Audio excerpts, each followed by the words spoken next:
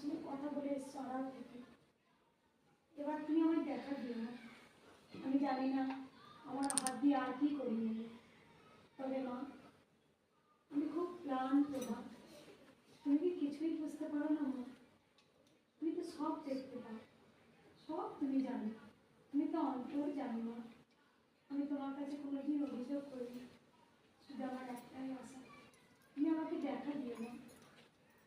রাম প্রসাদ যেমন করে তোমার দর্শন পেয়েছিল, কমলাকান্ত যেমন করে তোমার দর্শন পেয়েছিল, তোমার যে খেপা ছেলে তোমার দর্শন পেয়েছিল, তবে বলো মেয়ে বলে তোমার দর্শন পাবো না।